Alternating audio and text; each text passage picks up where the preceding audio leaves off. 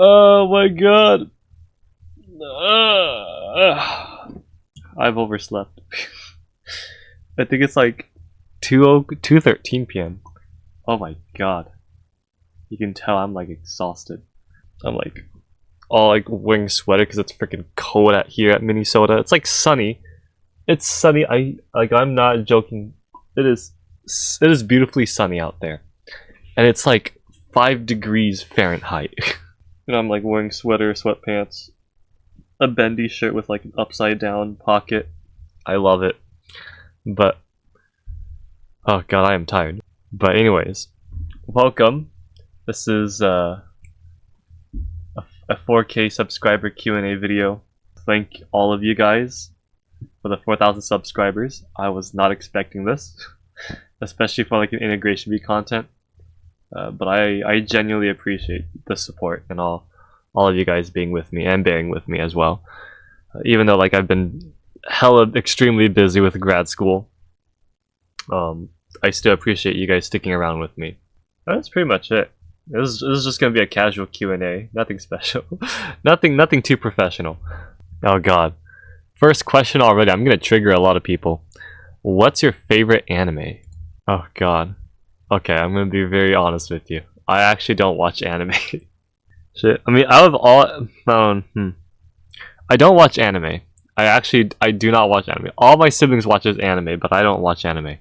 I think the only anime I've ever binge watched was Cyberpunk Edgerunners. That's the only anime I've actually ever binge watched.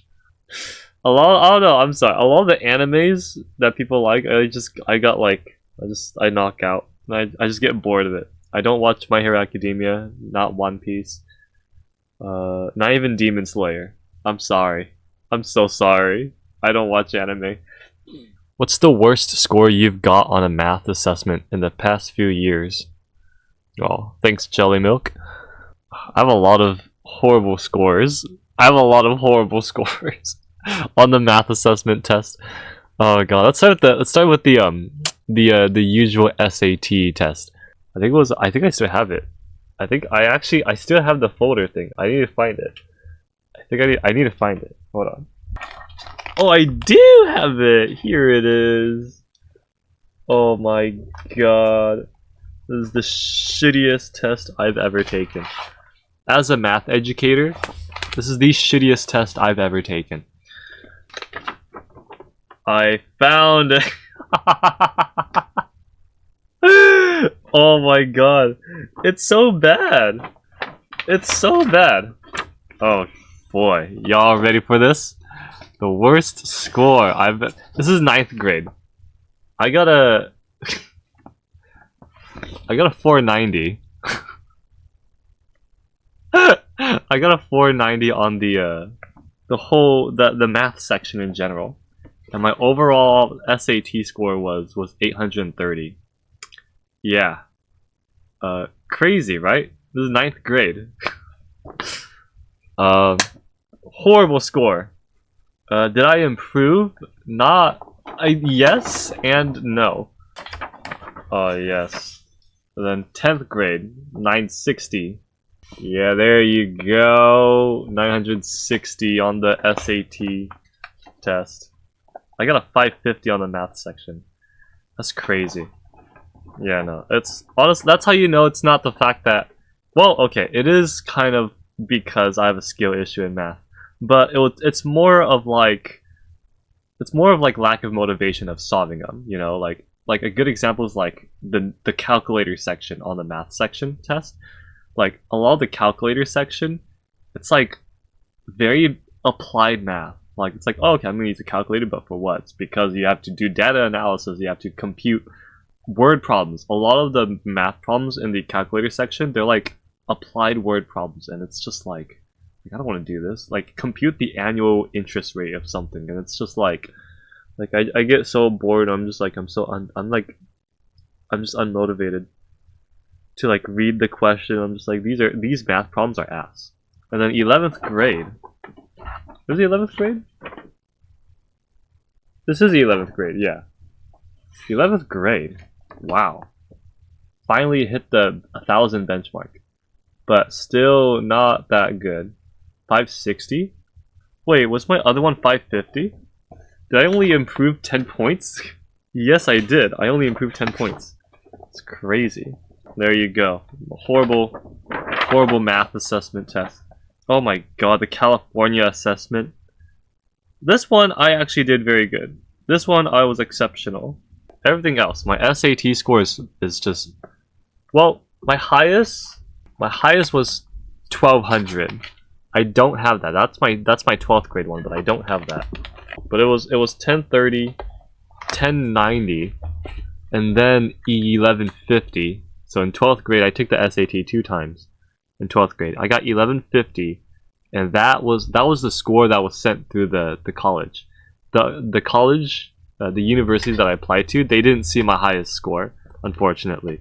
But yeah, my highest score was 1200, but the colleges only saw the 1150 score.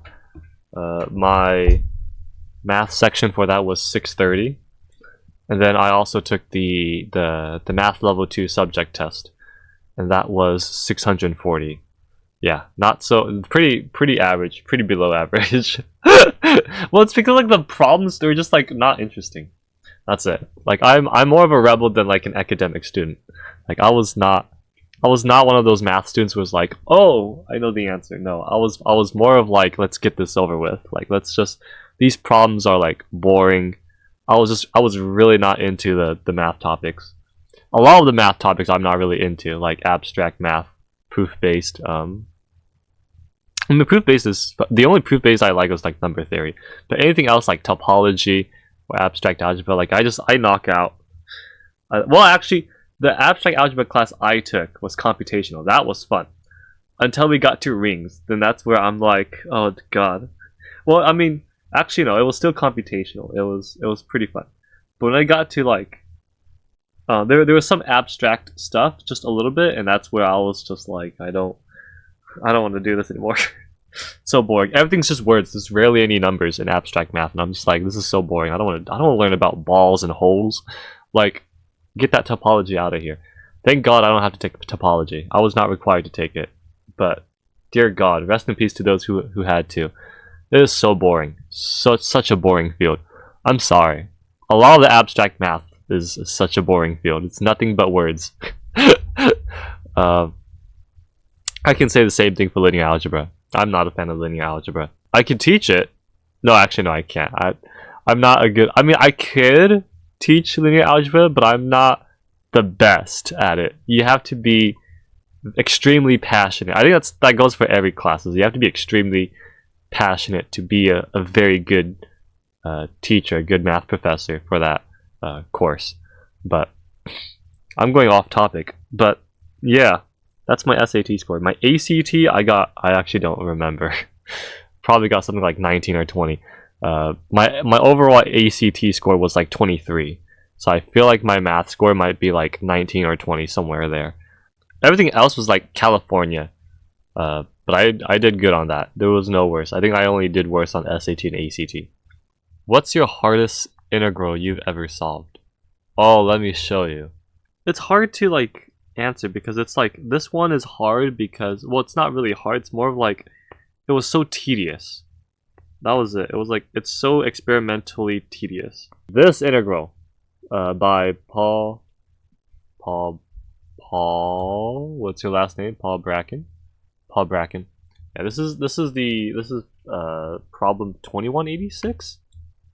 Yeah, problem 2186 by from Mathematics magazine. This was the integral that I saw, and I solved it, and it's probably the hardest integral I've ever solved, but it's more of like, it's difficult because it's tedious. It was such a tedious integral. It took up the whole 1 page, which doesn't sound like a lot, but it was extremely tedious, very exhausting. What did I do? It was like, use the definition of inverse tanh, trig substitution, and then I used the 1 plus sine 2x trick, and then I did another trig substitution, and then partial fractions. I had to use Taylor series, and I had to use British substitution. Yes, I literally had to use British substitution, more partial fractions, and then some integrals combined, and then more Taylor series. And then I ended up with an answer, which was correct by Wolfram Alpha. I'd say it's difficult. I do say it is extremely hard. Something I would not put in integration B. But yeah, extremely difficult because you have to experiment a lot throughout the entire process. It was more tedious. There might be a shortcut though. I feel like I'm pretty sure there was a better way to solve that integral. But I can show you this one. There's this integral. I don't know if I can move my own camera. It's this integral. Oh my god. When I was still under training for problem writing integration B, and I could not solve this. Okay, so during this time, again, during the time when I was first being an integration B problem writer, I didn't know how to solve piecewise integrals and limit integrals. Okay, so this was one of the integrals that I struggled a lot. This was definitely, and I still do. I still struggle with this integral. This is probably, it's either this or the limit integral, but let's start with the piecewise integral. This one, I don't remember how to solve it. I have solved it before. I think I could now, maybe. I might be lying. If you don't know what you're doing, you're gonna struggle a lot if you don't know what you're doing. You have to be very careful. You cannot assume that you're correct, right? It's not 0, it's not 1, it's not anything like that. You're supposed to let u equal x over 2 pi, and then that you should, what? You still get 0 to infinity. I think all that does is it just makes cosine 2 pi u. The 2021 power is just a distraction. Cosine of that ceiling function, so that means that you can only go between 0 and 1. You can go -1, but it's like, but we're not talking about decimals. We're talking about like area, right? Because this is an integral that we're dealing with. Because you're in between 0 and 1. So if you take the power of it, you get smaller. So it will not do anything. No, it will not affect anything. Yeah, so it will just be 1. And then geometric series. Is it 2021 over 2020? 2020? Oh, I forgot the pi. Oh my god, I'm done. That's right, because you have the you let u equal x over 2 pi and you get the pi out, and so the pi's out of the, I mean, hey, I'm doing this in my head, okay? I'm but okay, maybe it's not as bad, not as hard. Okay, I lied. Maybe this integral isn't as hard as I thought. But it was difficult back then because I couldn't understand it.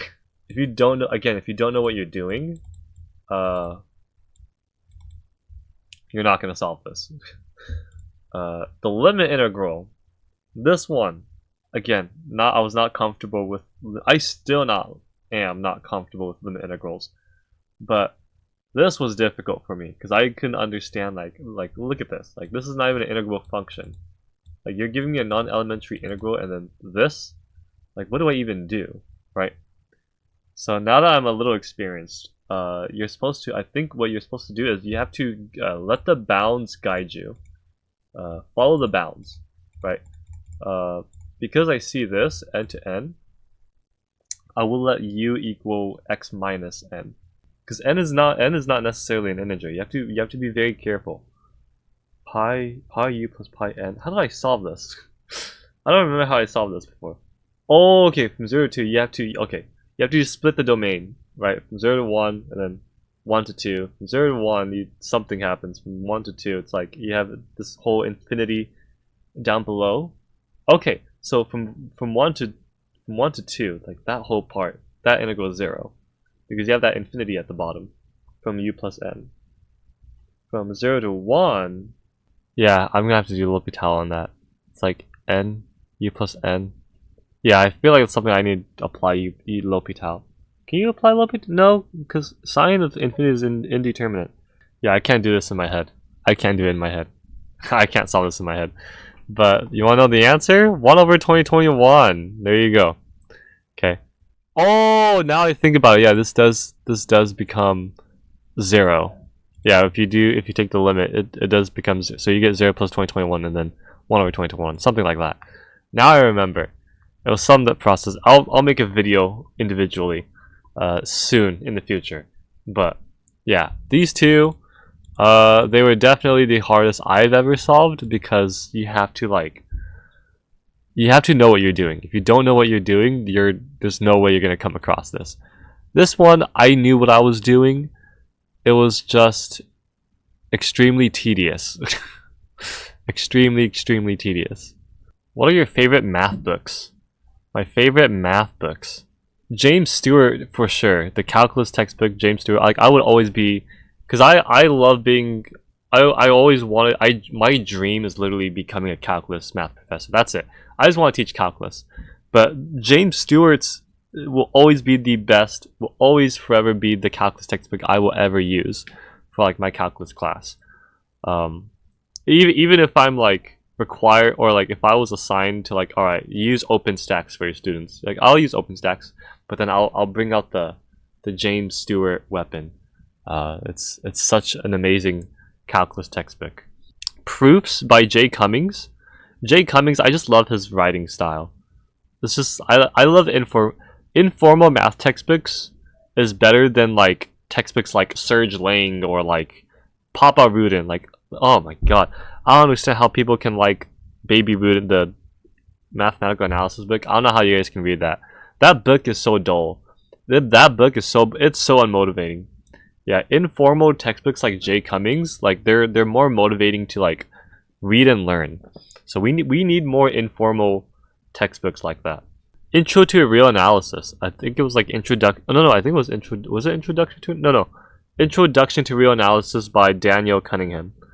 That one I really like. I like that book. That book is like the best introductory real analysis textbook. I wish it had solutions. That's like the only problem, is like I wish there was a solution manual for it, because otherwise, how do you know if what you're doing is correct? If you know what I mean. Like you can't assume that you're correct. You have to know that you're correct. Otherwise, whatever you're doing, you don't even realize that what you're doing the entire time is wrong. So I wish it has a solutions manual. But that textbook I genuinely like. Like if I was a professor for real analysis, that's the textbook I would use. That's the legit real analysis introductory textbook. Very nice book. Very lovely book. Highly recommend that real analysis textbook. Probably my favorite out of all. I use Kosmala. I like Kosmala because it's like James Stewart's real analysis. But if you need like an introductory, Daniel Cunningham is the best introductory real analysis textbook. Might be a little too easy for all of y'all though. A little too easy. A high school student could learn it. That's how good it is. I can't think of any other math textbooks that I like. A lot of the math books are very terse and dull. Like it's just nothing but paragraphs. Like it's so unmotivating, so discouraging to read. Like I can't read things like that. Like it's just like Dumb It and Foot, like abstract algebra. Like I can't stand that book. I don't know how you guys like that book. That book is just boring. Like go outside.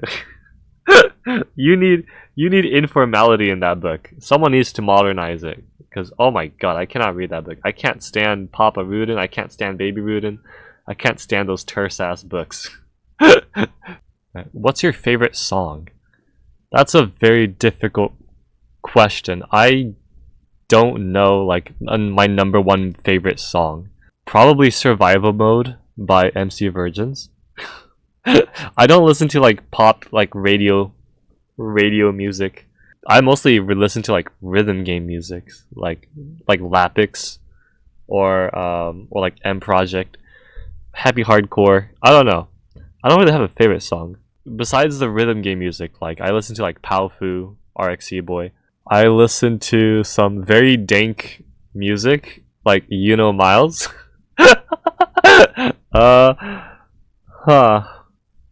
Or Young Spinach, Lil Wingstain, Lil Barnacle.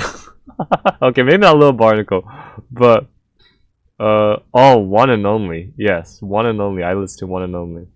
Actually, you know what? Now I think about it, it might be Now and Forever by Stripey. Now and Forever, probably my favorite song. That's like the song that I would always like jam into. Yeah, I'm gonna go with Now and Forever by Stripey. How did you get into speed integration? Thank you, Panamaster. It all started with my best friend. I think it was when I was taking calculus 2. Yeah. When I was taking calculus 2, my best friend was like showing me like MIT integration B. I think it was 2018. Yeah, MIT 2018. My best friend was like showing me like these like qualifying exam integrals, and I'm just like, what? Why are you doing this? Because the integrals are actually they were very hard during the time. Like they were very difficult, and I didn't realize there's a lot more integration techniques than what the calculus textbook teaches you. And I was very fascinated with that. Like I didn't know that there were actually integration techniques where you could actually solve the integral a lot faster. I think that's what kind of got me into speed integration. I was like, whoa. I was so into the techniques of like solving it quickly. So I made like a journal. Like I created like a journal, and I just kind of like archive like unique integrals with like unique tricks to solve the integral faster. And so I would have like a high school like integration B journal that I kept, and I would just like write down like all integration techniques, like very cool fast integration techniques. And I think that's how I got into speed integration. Yeah, thanks to my best friend. It's crazy because I remember when I look at the qualifying exam, I'm just like, why? Like, why is this? Just looks like math homework. But then when I try the integrals myself, I'm like, how would you even go about this? And then there was like some solutions online, and that's where like I saw like the integration techniques, and that's where I was just like mind blown. I was like, whoa, there are actual shortcuts to the integrals. What was your point when you realized, yeah, I'm picking math? Well, I've always liked math ever since. Like, well, actually no, I lied. I mainly like science, but I got into like competitive math when I was in middle school. I didn't like the toxicity, so I left math, chemistry. Yeah, the rest was like chemistry. I picked math. It was mainly because the math department at my university, it was just a lot mentally better. Like the math professors there is like more human. I think that's like the best way to describe it. And like the people there are more human. I love the amount of math activities and the social events there. Like they do it like almost every day, and I think it was like very comforting, and it was like very good for our like mental health sakes when we were taking like difficult math courses. When I went to visit my friend's thesis defense in chemistry, and I didn't like how the chemistry professors behaved. Or, like they were like toxic, like they were like complete a-holes. So I was like, I don't want to deal with this. That thesis defense really discouraged me because of the way professors are. They were like, it was one thing that they said that really pissed me off. It was more like, you can't be curious in your research. Like you need to know like every reason behind what you did. Or something about like you can't just be curious. Or something like you need to have a significant reason why you're doing this. You can't just be like, oh, I want to discover this. I want to do it just because. And that just kind of ruins the whole fun of research. And that's where like I'm like, yeah, no, I don't want to deal with that. And the professors there, like, they're not very. They're extremely careless. I'm sorry. There's no nice way to say this, but a lot of the chemistry professors, they're very careless. So, and I'm so sick and tired of like being treated as like, because they treat their students like we're all cheaters, and so they would make the exam like extremely like BS, and I don't know, it's horrible. I know when an exam is BS, trust me, because I've never qualified for chemistry Olympiad. But I was that much of a chemistry nerd. Thankfully, I was only able to pass general chemistry only because I had good chemistry background in high school or when I was a kid. So I was lucky enough to pass like those difficult exams. But I feel bad for like those who worked hard and then they failed because of a stupid exam that was like completely like out of, I don't know. It was horrible. And as an educator, I know what a good exam looks like. And that chemistry class that I took was not one of them. Yeah, I was like, yeah, no, I'm done with this. The math department is so much healthier. They're more passionate. The professors there are more passionate with their students. So I'm like, yeah, I'm a switch to being a math major. So yeah, and that's where I am at right now. Have you ever tried so hard at understanding something and failed? Without access to a tutor or someone who can explain it to you, how do you go about trying to understand it? Ooh, that's a tough one. But without a tutor, it's a little impossible. Like if you don't understand it, at the same time with no access to a tutor. First of all, I want to point out if you don't understand something, the best thing is to actually ask for help for someone. And talk about the theorems, and so that you gather people's ideas or like their explanation. It's like, oh, okay, I see what you're trying to say, to like understand something. But if you don't have, like, if there was like to say like there is no tutor near you, or like you don't have anyone that can explain it to you, if you want to understand like theorems or mathematical concepts,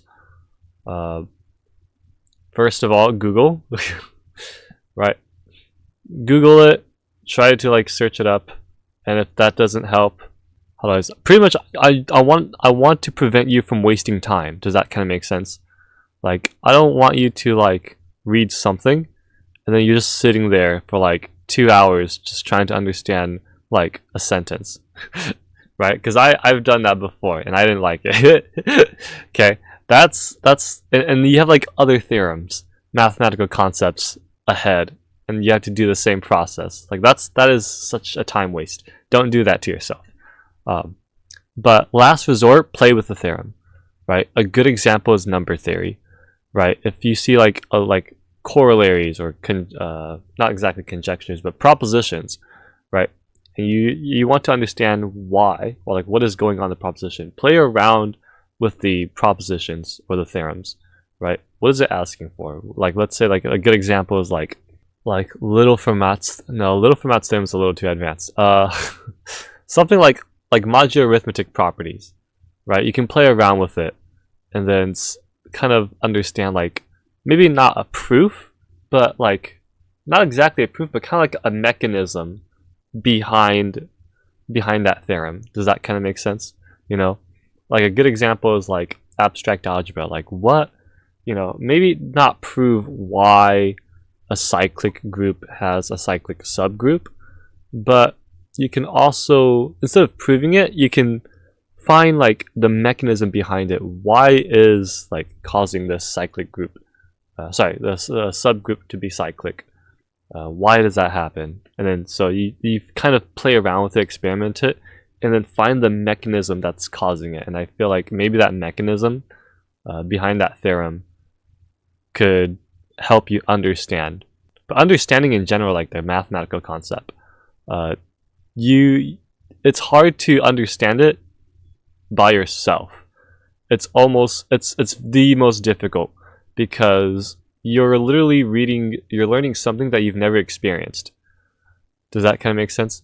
So you need an experienced person to help you understand and apply, so that you get a sense of like, oh, okay, I understand what's going on.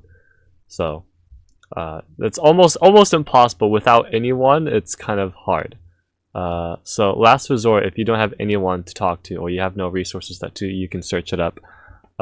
Play around with the concept. Play around with it. I think that's like the best advice I can give you. The only thing I don't like about it is that it's just extremely time consuming. It's just very time consuming. How much do you bench press? I don't. I don't bench press. I'm sorry. I don't work out. I don't bench press. I'm sorry. I cannot work out. I tried to. I tried to work out, but it's so boring. It's so depressing and boring to just like go to the gym for like 2 hours and just like work out there. Like I can't. I tried it during my undergraduate years and I was just like, this shit sucks. And like my physique is like so awkward. Like people could just like, I don't know, I just don't like the feeling of like people staring at me and like, you know, all these like giga chats are like, oh, look at this nerd. Oh, you know, look at this nerd. He's trying. That's so adorable. Which is like hilarious, but like it's still like uncomfortable. Like I don't know, I get that uncomfortable feeling like people just staring at me like, wow, he's trying. Yeah, no, it's so boring. I cannot. I'm not a kinesiologist type of guy or fitness type of guy. I wouldn't say it's unmotivating. It's more of just like it's just boring. Like I can't dedicate myself to that. I'm slowly trying it though. I have like weights. I have weights, but I'll do it in like once per month whenever I feel like it or whenever I'm not busy. I don't know. I might start. I still need to exercise still.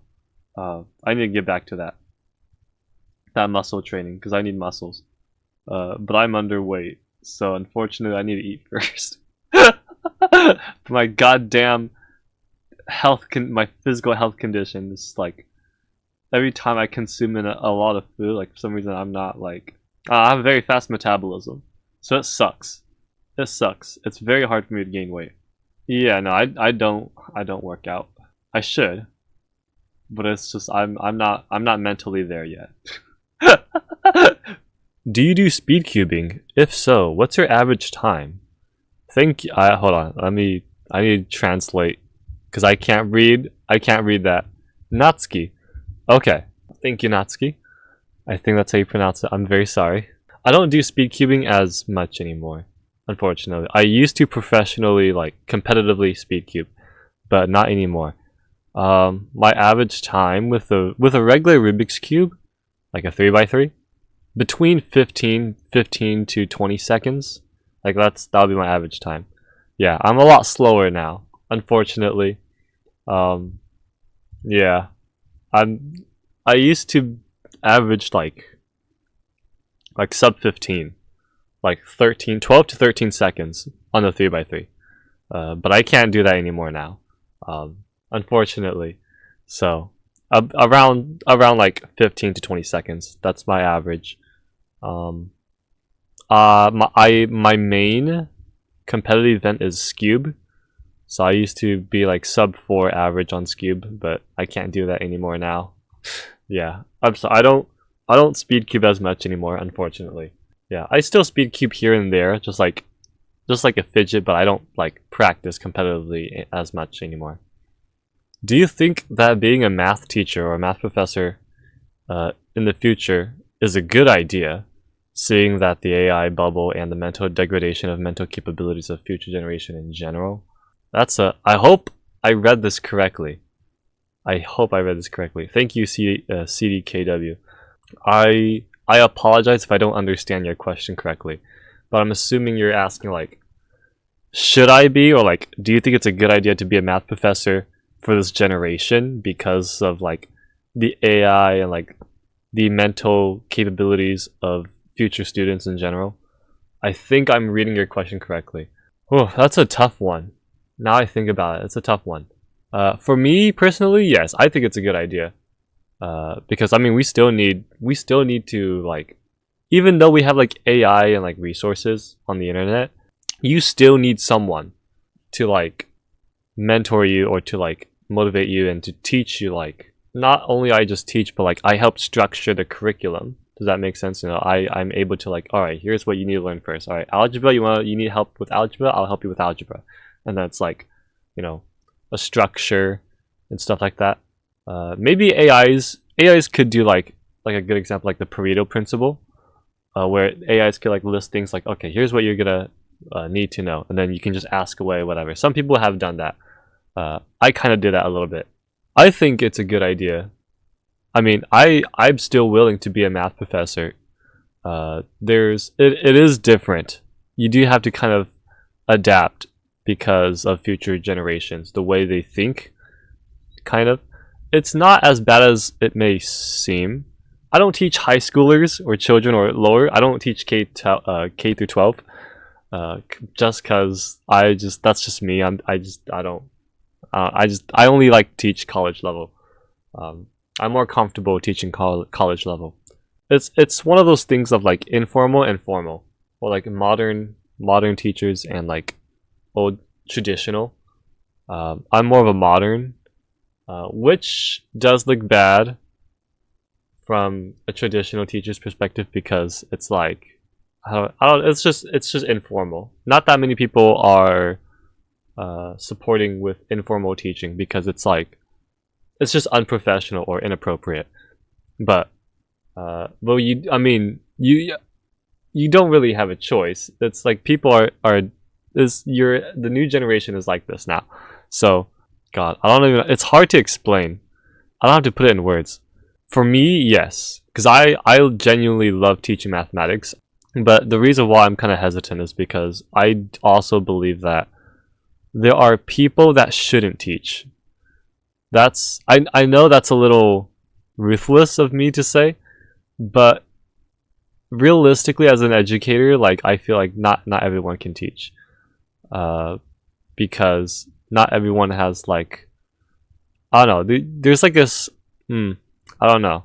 Maybe that's too harsh for me to say.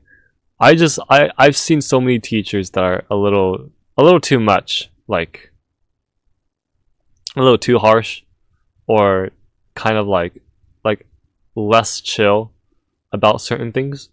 I mean, the only thing I'm gonna struggle with is like them not knowing their prerequisites. That's it, right?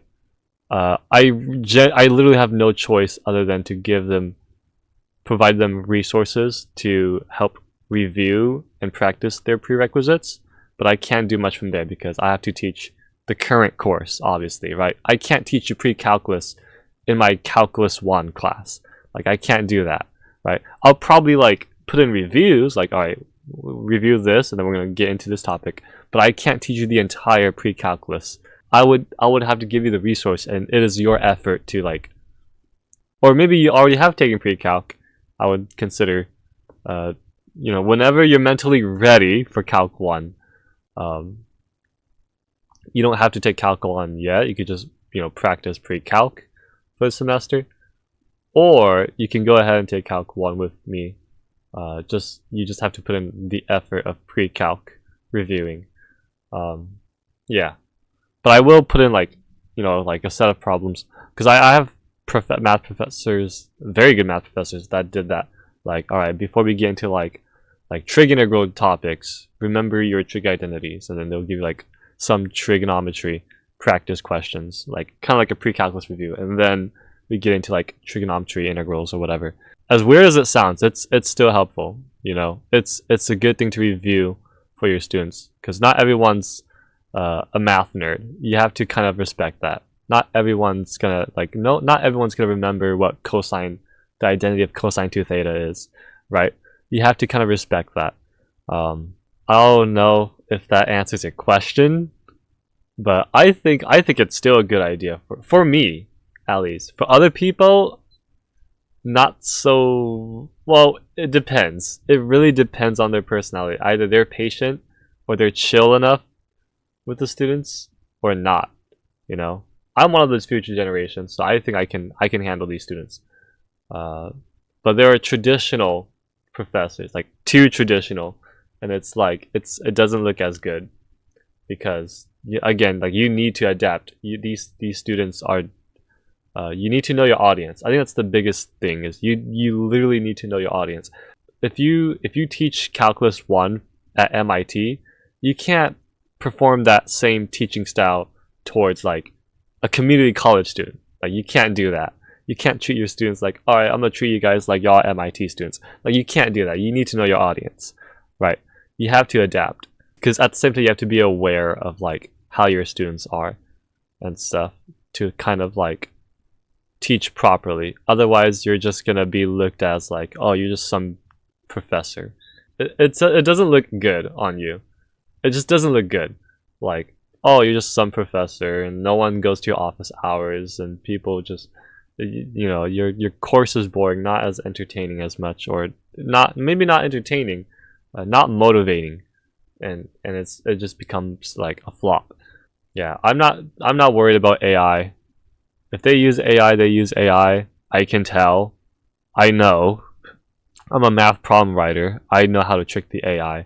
But I mean, at the same time, like, I'm not. That doesn't mean like giving difficult math problems. No. With AI, I mean, I'll let students. I'll even teach students how to use AI properly. Like you know, like if we were talking about graphing or Desmos or something, you know, as long as you're using AI for the sake of learning, or like, oh, I forgot what this theorem is. Oh, AI, remind me. You know, like I allow that. Just don't copy answers. Simple as that. Mental degradation. I don't know if I covered that. Yeah, I'm not too worried about that. Because I can always, you know, like put in like reviews, or if they ask help, you can just ask, you know, ask me. It's no worries. Just know your prerequisites. Know beforehand. Just know. I think that's what I just wish more students is to understand, that if you're taking Calculus 1, you must know pre-calc first. Okay, that is a prerequisite. It's a very long explanation there, but I hope I answered that correctly. I apologize. It's a very complicated question. Why silver and not gold? Asian parents. Thank God. My parents are not like that. It's kind of opposite. It's more of like me, like, oh, I need to do this. I need to do that. I need to finish this. And then my parents are just like, silver, my son, go to sleep. Silver comes from the Sonic 06 character. It's a long story. But that's it's like I was given it's my childhood nickname. There you go. It was my childhood nickname, and I just kind of kept that. What's something cool or interesting to you wanted to share, but wasn't asked by any questions or fit into any of them? Oh shoot! Wait, something cool, or interesting that you wanted to share. Oh, okay. I gotta think about this. Wait, I genuinely need to think about this. I hate water. Like, I remember, like, I would go, like, every time I go to, like, an event where a place full of nerds, like, every nerdy person, like, I met, they always have, like, a bottle, they always drink water. Like, I remember, like, at the not pizza, math department, like, when we have, like, a social event for, like, all math majors, everyone drinks water. I'm like, where, like, we have a bunch of soda cans left. Why is everyone drinking water? Like, come on. You know, so I'm like the only nerd person that drinks like Pepsi. I enjoy fruit punches or like juices more than sodas. I can't stand water. I'm one of those people where like I need flavor. I can't. Water tastes like freaking plastic and air. It's just like, ugh. I hate water. I hate drinking water. That's the thing about me. I can't even think of one myself. I guess just that one. Oh wait, no. I remember when I going to like when I was competing for like a Rubik's Cube competition, like every time I go to UC Berkeley, people would always think that I'm Korean. Like, I don't know why. But it's always like at Berkeley, at UC Berkeley, like when I go there, like people thinks that I'm Korean or something. I don't know, but like Korean people would like come up to me and like speak so confidently to me in Korean, and I'm just like, I don't know, I don't speak Korean. I'm sorry, I'm not Korean. And then, but they would just like speak it, and I would like I wouldn't know what they're saying, and then these folks would like look at me, like, oh, he's one of those Korean children who don't speak Korean. It's one of those next generation kids. Let's just go, like. Like one of those like those type of Asian kids, you know. It's like, oh, he don't know how to speak his own native language. Oh, let's just go. Yeah, sorry, but I don't speak Korean. Mainly because I'm not Korean. Okay, I'm not Korean. I may look Korean. I don't think I even look Korean. I don't think I classify as looking Korean. I look not. I don't know. Maybe I don't. I don't know. But yeah, no, I'm not Korean. I'm not Korean. To all you UC Berkeley folks out there, I'm not Korean. Okay, I'm not Korean. I am Hmong. Okay, it's a complete different Asian race. And I swear to God, I just for saying that, people are gonna start commenting Among Us. I swear to God. Every time I mention my nationality, like, oh yes, silver. Like, I tell friends like, yes, I'm Hmong. That's my Asian race. I am Hmong, a very rare endangered Asian species, Hmong. Okay, not Mongolian. Okay, not Mongus, Hmong, Hmong. For other math Olympiads, I think people just assume that I'm Chinese because my last name's a Yang, but no, I am Hmong. What Pokemon would you have in real life as a pet? That's a difficult question. Okay, confession time. I know nothing about Pokemon. I'm so sorry. I genuinely would love it. I want an axolotl. I genuinely would love an axolotl. I don't know if that counts, but a Pokemon in real life as a pet. It's hard because I don't know my own. I don't know Pokemons. I don't know any Pokemons, so it's really difficult for me to even choose exactly. Like like my answer would be like the most boring answer to all of you. I don't think I have a good answer to this because I know nothing about Pokemons. I'm thinking about Charmander, but the reason why I don't want to choose Charmander is I don't want I don't want my house to be burned down. I like to have a talking cat. I guess Meowth. I like it. I like a talking cat. I guess that'll be my answer. Aw, I'm confident to say that I found a hidden gem. Thank you. Thank you. No YouTube channel ever goes through tips and tricks for integration in such a systematic and coherent way.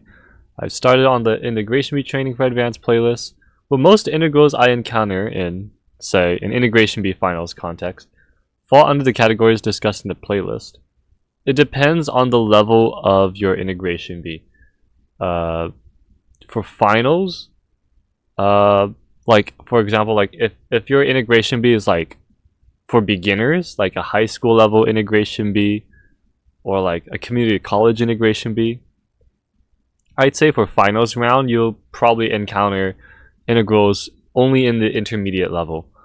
But if it was like Harvard MIT integration bee, or like MIT level, or like if you're like at a prestigious top university and it's like a very difficult integration bee, like advanced integration bee competition, then yes, most of the integrals that you'll encounter will fall under the categories in the advanced playlist. A lot, actually. A lot more than what you would think. A lot more than what you would think. I know the advanced playlist is like a lot. Like, a lot. Like, I understand. There's like 64 videos there. But the majority of them, yes, you will encounter them in a very advanced integration bee. Especially in finals round, you will encounter them. How do I practice so that I'm more aware of the tricks I can use and spot substitutions faster? Is it really just practice? Unfortunately, yes. It really is just practice. I know it's a boring process, but you literally just have to experience as much integrals as you can. It comes naturally, if that makes sense. Like, if I throw at you like 100 u-substitution integrals, you kind of practice doing, you're just practicing a bunch of like 100 integrals that's like u-substitutions. But what you're doing is you're developing a sense of u-substitution, if that makes sense. It's a lot more difficult for advanced level, because for advanced level integrations, integration problems, it's more unusual or inhumane, if that makes sense. And you can't really like there's no like number one advice of like, oh, how do I what's like the number one advice to like approach this without even knowing what to do. Like you can't. Right, you can't. I think that's the whole point of integration bee, is it's supposed to throw at you random integrals that supposedly to stump you, and your job is to kind of not be stumped and quickly find the purpose of this integral, if that makes sense. So yes, it really is just practice, because the more integrals, pretty much you want to experience as much integrals as you can. That's literally the idea of practicing. You want to experience all kinds of integrals, so that when you come across a similar integral, you know, you're like, wait, it's this integral. Oh, okay, I see what I did wrong. Don't go, you know, whatever you did and it made the integral uglier. Okay, maybe next time when I see this, don't do this. Okay, or maybe when I see this integral, oh, okay, there's like a similar trick to this integral. Try it, right? So if you encounter a new integral, the whole idea is to experiment with it. Try as much techniques as you can and see if you can progress from there. That's the whole idea of practicing. That's why we practice a lot of integrals. The entire objective is to experience as much integrals as you can, so that you develop bigger awareness of like, okay, what techniques can I do, this and that, etc. There is no like, oh, okay, if you see this, do this. You see this, do this. That don't work in integration B. In a calculus 2 class, like, yes, it's like, oh, use this integration technique whenever you see this and that, blah blah blah.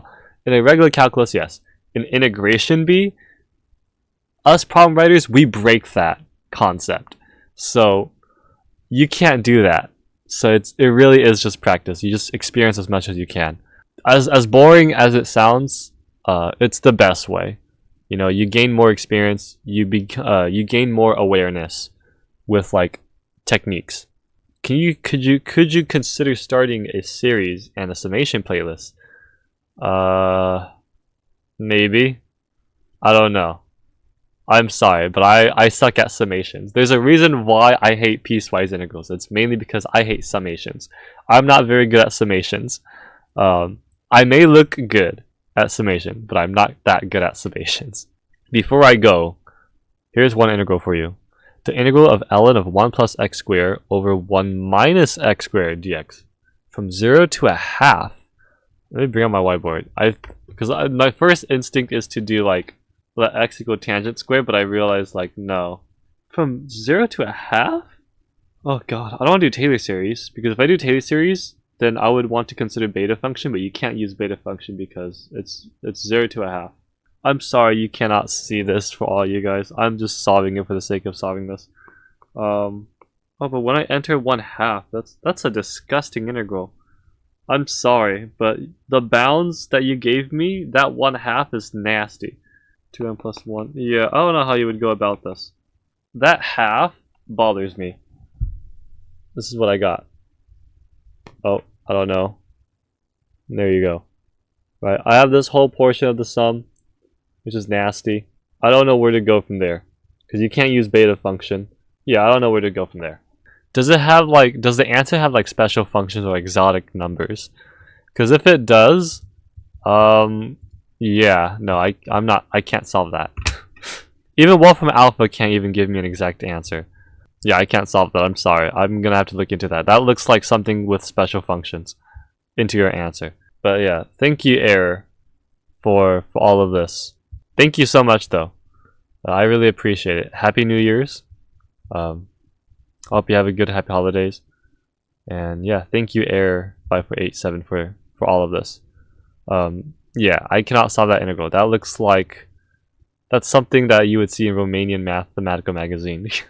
Do you still do chemistry? Not really. No, I actually do not do chemistry anymore. I vaguely remember any of the chemistry stuff now, unfortunately. Yeah, I don't really do chemistry as much anymore now. Why do you do recreational maths? I think it's just more fun. I think it's just more entertaining. Does it make you feel smart when you solve problems very quickly? Yeah. Yeah. Kind of. But at the back of my mind, like I'm aware, like it's that feeling where like if you can do it, people can do better. Would you continue doing it if you struggled with it? Yes, it depends how satisfied. It's literally how I first started speed integration. Like I was definitely struggling with it, But I continue it because it was satisfying to learn the solutions afterwards. So even though I struggled it for like so long, it was just remembering the sneaky techniques was what kind of motivated me to continue, because it's just very satisfying to like learn all these shortcuts. It's just like, whoa, like mind-blowing, and then you just kind of remember that technique afterwards. Or if you come across it again, you're like, crap, how do I solve this again? And you look at the solutions again, you're like, oh, okay, I remember this technique now. Do you think this is a good way to learn? Because to me, it is just see method, learn method, use method. I do see what you mean. For me, yes. It's a good way to learn. It's pretty much it's almost like how I kind of teach most of the time. Like if we learn like a new math concept, I'll let you see how the strategy goes, and then understand the reasoning behind the strategy, and then let you apply the strategy so that you get the feeling and experience of using that strategy. So I'd say, yeah, it's a very good way to learn, a very easy way to learn. There are some times where you have to adapt different methods. Like for example, like if we were to do like Putnam training, you would have to learn how to kind of sight read to increase your problem solving skills. In beginner terms, this is a good way to learn, definitely. Do you think memorizing the method of a solution is the best way to learn? I don't know if you're talking about this in terms of integration B or in general. In general, there's like you might have to adapt or change certain strategies depending on whatever you're doing. But in terms of integration B, memorizing the method to a solution is definitely the best way to kind of learn. Not exactly memorizing the method, like, oh, okay, you just do this and do this and do this. No, you have to understand what is going on. Please understand the method. Memorize the process of solving the integral by understanding what each step does. That's the best way to learn. And if there is no solution manual, then it is considered like either an open problem or kind of do like a bounty hunt. Like if I have like an integral that I don't know how to solve and there's no solution on the internet, I would do like a bounty hunt. And so I would post like on AOPS or Math Stack Exchange and like bounty hunt this integral, and other people can help you like, what's the fastest way to solve this integral? And then they may not like, let's say like if people were to struggle as well, you know, they may not like put in their solutions, but they can put in like ideas on how to tackle it. And then that's like how you kind of bounty hunt a hard integral. So yeah, that's what I would do. Like if there's no solution manual, I just ask for help. How do you study math or chemistry? It's kind of like for chemistry, you just have to do practice problems. When I need to review something like a concept that I forget, I'll just search it up on YouTube. Organic chemistry tutor is like the best to like review the certain concept. And then find practice problems online where it has the practice problems and the solutions with it. Right? If you don't have the solutions, then I won't work on those problems. I mean, you can, well, actually, I'll still use the problems that don't have solutions, because what I would do is I would do kind of like a blind sight read problem solving practice, if that makes sense. So like, I'll first start off with like problems with solutions so that I know what I did wrong and what I like forget. And then after like I did all that, I'll work on, alright, I'll do like additional problems, or we'll call them additional exercises. And so we'll work on problems without the solutions, or that don't have any solutions.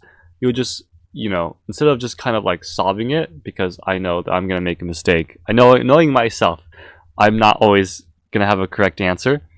But what you're doing is you're practicing attempting problems. So it's more of like, you're not practicing how to solve it, you're practicing how to approach it. Right? That's how I would do with problems without solutions. Okay, if that makes sense. But you definitely need problems with solutions. Otherwise, you're not going to know if you're correct or not. Mathematics is the same way, right? If I study math, I would do is like I'll review the math concepts. If I ever struggle in it, I'll just basically search it up on Google or YouTube, and then practice problems on it. I'll find problems online with solutions, and then once I'm comfortable, like, okay, now that I've done enough math problems with solutions, I'll go ahead and work on additional problems with the additional problems without the solutions, and I'll just kind of practice problem solving or approaching the problems. And if I feel like, oh, okay, this looks right, blah blah blah, I know like I'm not gonna have it correct unless I feel like it. But unless I feel like, oh, this looks legit, because majority of the time I'm gonna be like that. Problem without a solution, I'll just kind of write down what I think in a way, rather than oh, this is 100% correct, or I gotta get this right. No, I don't have the solution for it, so obviously there's no point of making sure of like if it's correct. It's just more of like, here's how I would approach this, if that makes sense. But that's how I would study, just math, practice problems. You have to experience. Practice problems is a lot more important than what you think. It's not just for the sake of drilling, it's more of like gaining experience on all types of math problems. New Year resolutions. Honestly, I do not have any New Year resolutions. I feel the same every year. I'm gonna be honest. I feel the same goes for my birthday, right? I remember like I turned 21. It's like, whoa, you're 21 now. What are you gonna do? I mean, nothing. There's no difference. I'm not gonna change. Like I still feel like I'm 16 even if I'm 21. But that's just goober me. What creational maths do you aside from integration? Ooh, that's a difficult question. I don't know. Majority of my recreational math is just integration. I mean, I problem write for BMMT and other math tournaments aside from integration B. I'm kind of slowly self-learning not Math Olympiad. That's AMC level, I would say. I'm slowly learning how to do getting back to competitive math. Also, I need to if I want to problem write better for BMMT. That's pretty much it. Nothing much actually. Yeah. Aside from integration B, it's more of me just like learning how to teach certain math courses. So in the time aside from like integration B stuff, I would just write down like how I would teach calculus, how I would teach algebra or trigonometry, pretty much just lecture notes, math education stuff, pretty much. Not exactly recreational math. In your integration series, where do you find the problems? Half of them were from past integration Bs that I remember. I have like a lot of journals that I kept, that I archived integration B problems from. And then half of the integration series is written from me. So half of the integrals are like just pure out of my problem writing skills. You can easily tell. You can easily tell which integrals I've written based on like the quality. Like a good example is like King's rule, like advanced, tricky, sneaky King's rule, and you see like a long integral out of nowhere. Like that's how you know that's from me. Because I'm not too good at I'm still learning some high quality integration B problems, but you can easily tell whether if the integral is from me or not. Would you consider writing a book with all the problems compiled? I'm thinking about it. If I feel less lazy, it's time consuming. It's a lot more time consuming than I thought it would be. That integration B book that I've written took a lot. that took forever. Even though it was only like made in like 1 month, it took forever. It was like 1 month non-stop writing, and I don't know if I could pull that off again. Are you doing a master's in math, and why? Yes, I am doing a master's degree in math because I want to teach at a college yeah, I want to teach math at a college. I want to teach at a community college or a university. Most likely community college though. What do you want to do after? Yeah, I'm an educator. I am a huge nerd in math education. Very passionate in mathematical teaching. So that's what I want to do. I want to teach calculus. Yeah, I really want to teach calculus very badly. I would love to teach calculus at a community college or a university. Opinions on the future of education, AI, online classes, any value of in-person classes? Opinions on the future of education, I'm not really worried. I'm not too worried. I'm literally not worried about the future of education. There's even AIs where you type in a concept and it'll give you like websites.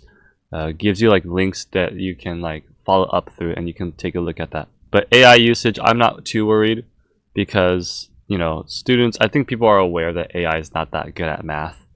Okay. AI is not that good at math. Even if they do enhance AI for being very good at math, I can guarantee students would either copy it, which is easily to tell if you give like a test, like a set of problems, and like they'll solve this, but all of a sudden they don't know how to solve this, even though this follows up with this. Like you can easily tell with that. The other half is more like students learn from the solutions, and I learn it from that way too, and that's okay. As long as you're not copying answers, you know, you can learn from the solutions. That's allowed. I will allow my students, okay, you put in a question in AI, and then it's like, it does this, and it gives you like, it doesn't give you a solution, it kind of, in a way, gives you an idea of how to approach the math problem, and students can do that. I allow that. Online classes, I actually would use Discord than Zoom. It's just more convenient. I'm not a fan of Zoom.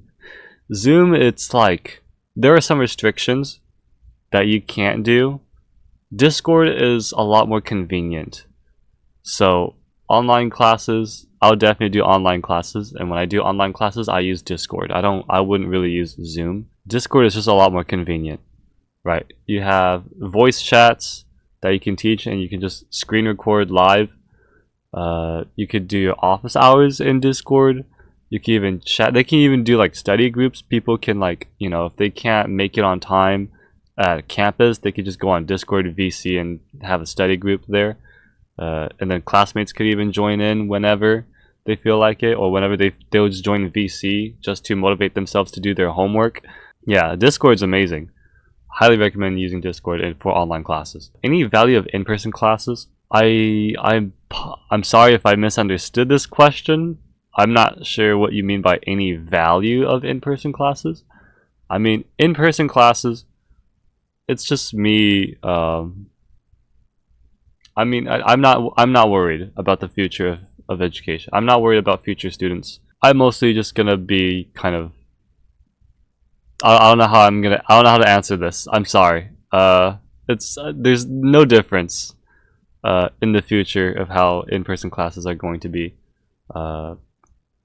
How I'm gonna teach in-person classes, just, you know, just lecture, just kind of pretty much how I teach in my YouTube videos. There's no difference. It's just gonna be the same old personality me. I'm one of those teachers. I'm one of those professors where it's like, you don't have to call me like Professor Yang. I don't know. I honestly don't like that name. Don't call me Dr. Yang or Professor Yang. Just call me Silver or Alex. Just go by my first name. I don't know. I feel more connected to students in that way, rather than being seen as just an inhuman professor. It's like, I don't see me as just a professor. You know, if you need help, ask me. Are you still interested in alchemy? Not really. Not anymore. Unfortunately, I am sorry. I lost interest. I am now a typical math nerd. I've moved on. Are you going to do integrals only or expand to other math topics? A little bit of, it's like 90% integrals only, 10% of like other things. whenever I feel like it. Like a good example was that math tournament that I lost.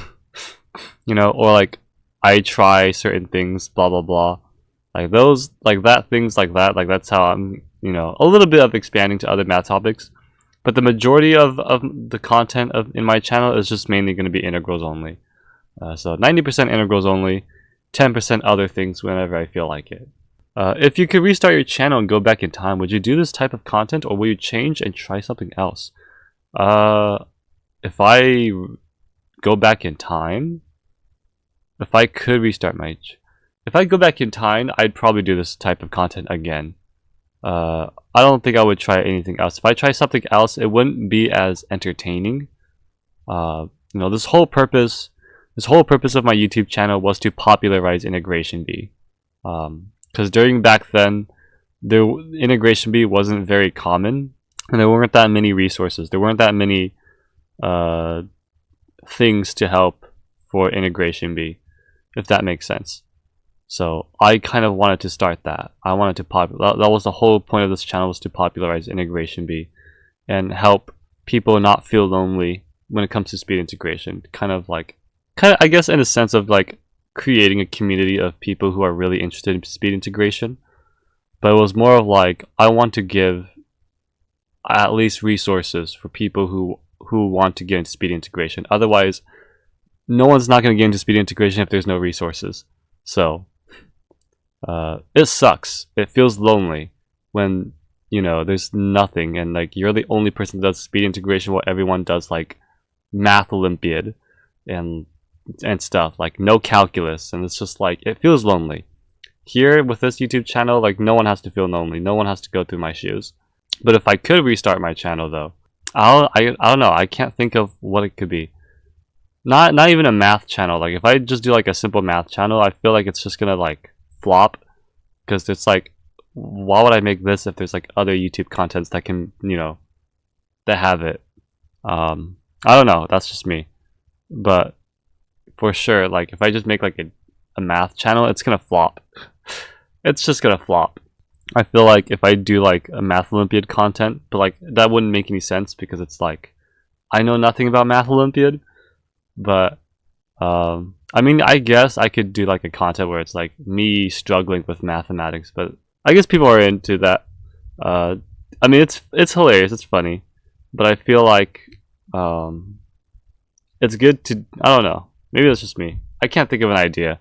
I don't know how I would change my channel to if I had the option to restart my channel. But yeah, no, I would never change this YouTube channel. This YouTube channel is a lot more perfect, way better than I expected. I was not expecting to have a lot of people supporting me, so I'm very grateful for that. Yeah, I have no ideas what other things I would change this channel to. What are your other interests besides math? I am one of those fandom people. I am the most nerdiest. Not, is nerd a right word, or geek? Besides math, I just play VR chat. I'm not much of a gamer, and I mostly just go on YouTube and watch videos, some dank stuff, like, I don't know, not brain rot though. It's more of like I don't know, just some funny videos, funny animations. I'm a shitty fandom type of guy who just like likes Undertale. A shitty Sonic fan. Bendy, Invader Zim. I play Dance Dance Revolution or Step Mania. Other than that, I mostly just go on VR chat and just hang out with my friends. Other interests besides math, speed cubing. But I don't really speed cube as much anymore. Yeah, nothing much, honestly. I just go on YouTube, just watch some funny videos. Yeah, I can't think of anything else. I just mainly just go on either YouTube or VR chat. What's your major / education? I'm a math major. I am in grad school. I'm currently an online grad student, working on my master's degree in math. My field in math is kind of recreational or educational field. So I mostly study about teaching mathematics. What was the most challenging class you've taken? Real analysis. Actually, no, it's between three. Oh god, it's between three classes. I'm start with abstract algebra. Abstract algebra, content-wise, it was only easy because it was computational abstract algebra. And that was a fun class for me. I actually like that. The homework problems, however, I mean, homework problems, it was like, you know, we have computational problems, like, those stuff are fun. But then we get to, like, proof-based abstract algebra, and it's just like, oh no. Like, here we go again. Like, that was challenging. But abstract algebra, probably not, so I'm gonna take that out. There was a class. Every math teacher has to take this class. It's called Euclidean Geometry. Well, for most courses, they would call it like Geometry for High School Teachers. That's the official name, but it's pretty much Euclidean Geometry. And in Euclidean Geometry, oh my god, I hated that class. I hate it because it was more like law rather than a math class, if that makes sense, right? Because there was no numbers, there was rarely any computation. It wasn't like, oh, solve for the length of this or find the angle. No, it was more of like conjecture, prove this, right? And I'm just like, okay, but like the way I approach geometry, like I always draw diagrams, right? You're not allowed to do that. And the reason is because in your proof, there is no diagrams. So in geometry, or in like Euclidean geometry, like in abstract terms, you have to come up with like notations. You have to come up with like a definition on, okay, angles, but there's no pictures. No pictures allowed. So how would you define an angle in mathematical notation, right? And then kind of prove it only using those notations, no pictures, just notations. And that's what I hate. That's what I hate. It's literally law school. I hated that geometry class. I was like, I hate it because the way I would prove it, I would be like, okay, done. Like, straightforward.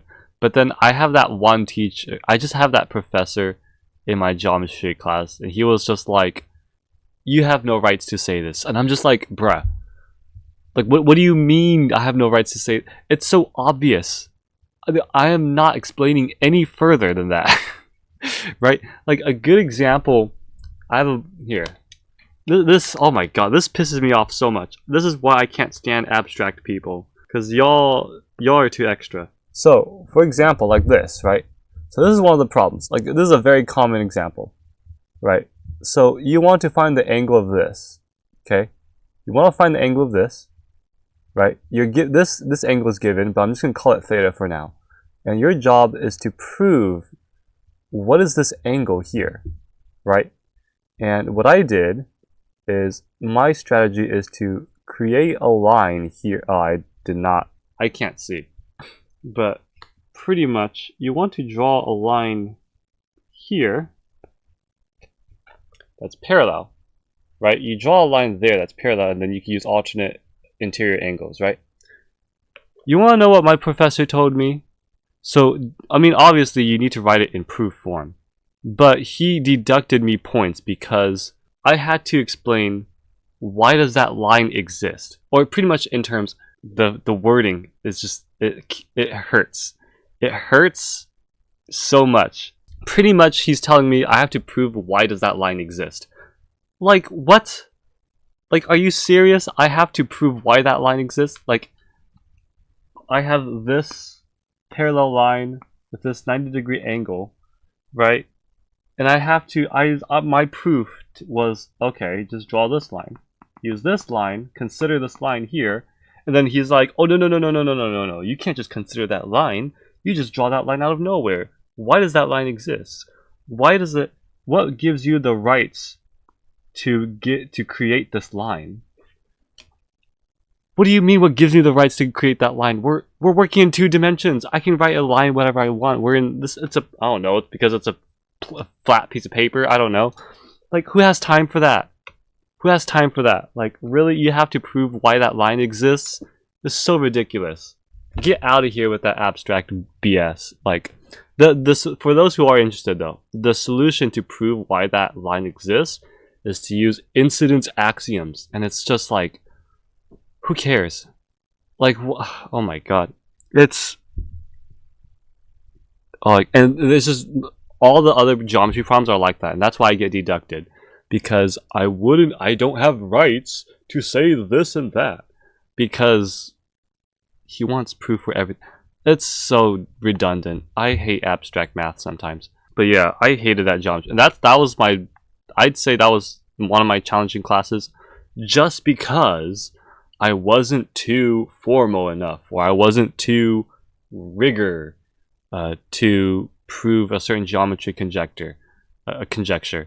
And I'm just, it's, oh god. No one has time for that. But other than that, real analysis. I feel like real analysis,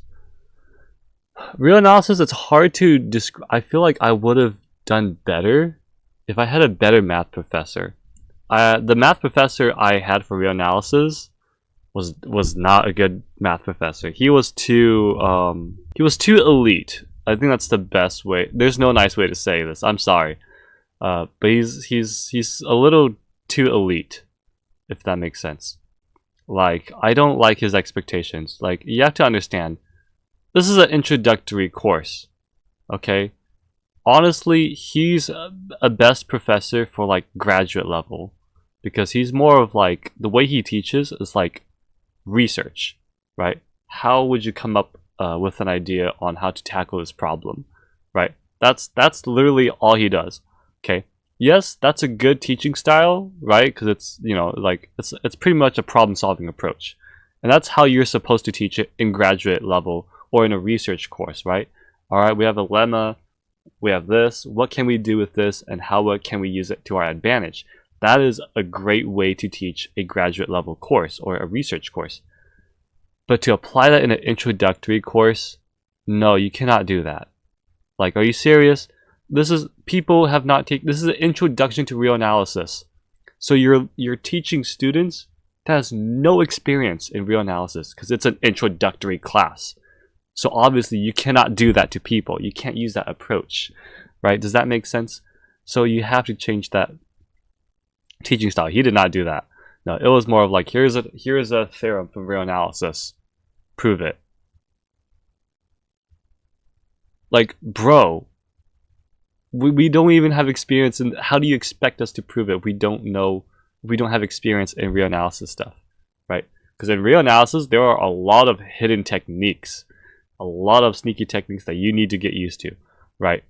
So it's not straightforward, but he makes it look straightforward. Like, oh, it's straightforward. You guys should know. You guys just not, I don't know, because we didn't pay attention enough in prerequisites, or we didn't practice in our problem-solving skills. Like, bro, this is an introduction to real analysis. This is how you treat us. Like, come on. Like, where's your teaching skills? Yeah, I'm sorry, but my professor was ass. He was not good at real analysis. Well, he's good at real analysis, but he's not good at teaching it. And a lot of the problems that he threw at us, they were like, as a problem writer, I can tell he made those problems up, like, from scratch. Like, he was just like, okay, I'm just gonna make up a real analysis problem. All right, here you go. I'm not even gonna check it because I know, like, I'm right or something. And it's just like, bruh. Thankfully, I passed it, only because I noticed the way he grades exams, he doesn't grade you by correct answers, he grades you by how you approach it, or how you solve the problem. So I'm just like, oh, okay. So I'm just going to treat his exam like a Putnam exam then. So that's what I did. So instead of answering the problem, because a lot of them were impossible, I just kind of like, I just jot down ideas like, okay, here's how you can approach this. If this happens, you use this. If this happens, you use this. And I got a lot of my points from that. And so that's how I passed real analysis. But other than that, I didn't go to this class because it was a complete waste of time. He was not helpful. And I'm just like, you know what, this is a toxic class environment. I'm just going to get out. I self-taught myself real analysis, but it wasn't efficient because it was kind of rushed. It was more like, all right, whatever he taught in class, I'm just going to rush through it and then take his stupid exam. It was horrible. It was god awful. I'd say that was the class, not the topic, but the class was challenging because he sucks. The professor was just horrible, and I had to do everything myself, teaching myself. Thank God I know how to learn, or not learn, but know how to teach. But oh God, can someone get him off the introductory courses and let that guy teach graduate level courses, because he's better off teaching research than introductory math courses. He was awful. But topic wise, I'd say Euclidean geometry is the most challenging. That's my take. I find Euclidean geometry harder than real analysis. Why are you so good at calculus? I want to be like you, brother. Thank you.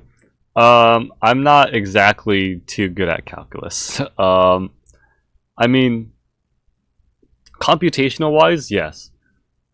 Textbook wise, not exactly. I still have a lot to learn. Because I'm not good at graphing and I'm not good at applied calculus. Things like related rates, optimization, I'm not too good at. Only computational stuff like limits, derivatives, integrals, series. Like I'm only good at those type of stuff, but not like applications like polar coordinates or volumes of revolution, things like that. Not volumes of revolution. Hydrostatic. Hydrostatics and spring physics. But yeah, no, I'm not too good, but thank you. It's mostly just kind of passion and like I said, like just trying out like very cool like there are so many like things like what's that math YouTube channel called? Let's try math problems or something like that.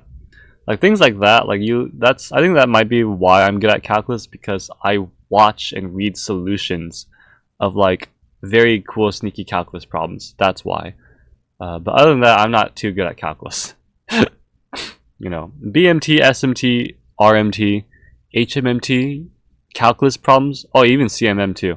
You know, if you read calculus those calculus math tournament problems, and then you read the solutions, you know, it's like whoa, it's like mind-blowing, very cool, interesting math problems. You learn things like that. That's what I did, and I just read off solutions, and I'm just like, ooh, this is very cool. And I think that's how I got a little bit good, but I'm not too good at calculus. I'm not at that math stack exchange level yet. No, or probably never. Ooh, tips and tricks for people starting off. I'd say get comfortable with textbook techniques. I think that's the most helpful way. Like if you're starting off, like completely starting off, getting into speed integration, get super comfortable with your basic techniques first. So get super comfortable in, you know, basic integration, of course, and then u-substitution, integration by parts, trig integrals, trig sub, and then partial fractions, and then improper integrals. Get very extremely comfortable with all those basic techniques first, and then that's where you can go ahead and dive into my integration B training, start my beginner training, and then that's where we go from there, and you start learning more. So that's the best way is to start off, is to get very comfortable with your basic integration techniques from your calculus textbook. What are the most useful things to remember? What formulas, identities have you used most so far? That's a good question. I don't even know. I do have a very old video of like 10 non-standard derivatives or 10 non-standard integrals that you must memorize to get super good at integration Bs. But that's for like intermediate or advanced people. I honestly don't know, now I think about it. Yeah, just basic integration, know your standard integrals. So I think it's not really much of like, what's like a formula? I don't think I have a formula or exactly a formula that I use, or I don't know. You don't really, there is no formula or identity that you need to use, that you need to memorize. You don't have to if you want to.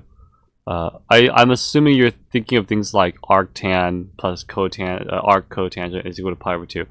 Like things like that is useful, but it's not the most useful. Honestly, I think the most useful is just I know this is gonna sound boring, but literally sine squared plus cosine squared equals 1. Because knowing that, you can solve a lot of things for trig integrals. Trig substitution is literally based around that identity. But other than that, yeah, there's nothing too useful to remember. I'm so sorry. I don't remember what formula identities I used the most so far. King's rule, queen's rule, I guess. But like, I don't want to say that because that's more for like advanced level. For beginners, like for people who are starting off, don't you worry about formulas or identities. You'll get through it as you progress. I think that's the realistic thing is it's not like, oh, I need to memorize. No, don't worry about formulas. Don't worry about identities. When you learn a certain lesson or learn a certain trick, you'll naturally memorize the formulas within that technique. Does that make sense? Like if I was teaching you like ninja substitution, you're going to memorize arctan plus arctan of x plus arctan of 1 over x equals pi over 2. You don't memorize that because, oh, it's a trig identity. No, you memorize that because ninja substitution is based around that, or King's rule is based around that, you know. So don't worry about formulas or identities, right? You're going to learn and memorize formulas naturally because of a certain integration technique. So don't you worry about formulas or identities. Yeah, tips and yeah, that's the best I can. There's no formula that I remember that's like the most useful so far. I can't come up with it. I'm sorry. But yeah, for starting off though, get very comfortable with your basic integration techniques first, and then start on my beginner training, and then you'll get that's where the fun begun. That's where the fun begins. Best calculus books for different goals. Best for theory, best for problems at different levels. Ooh, that's a difficult question. If I can remember, Jesus. Definitely James Stewart for like. James Stewart is the best calculus textbook for not only for beginners, for learning, but for also like it actually has competitive calculus problems. Surprisingly, James Stewart has some very nice competitive calculus problems. So like, if you want to get into competitive calculus, James Stewart has like problems for that. So like skip all the the first few exercises, and then there will be like some competitive problems. I don't know how to explain it. There's no it doesn't really have an order. That's the issue. You just kind of have to like see it, if that makes sense. Number 1, James Stewart calculus textbook.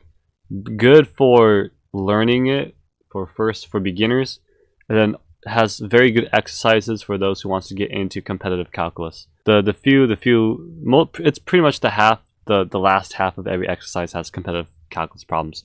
Spivak is very good for competitive calculus too. Yeah, Spivak. Ignore the proof things. People say that Spivak's a proof-based textbook. Yeah, but you can ignore all that proof problems and get into the computational ones.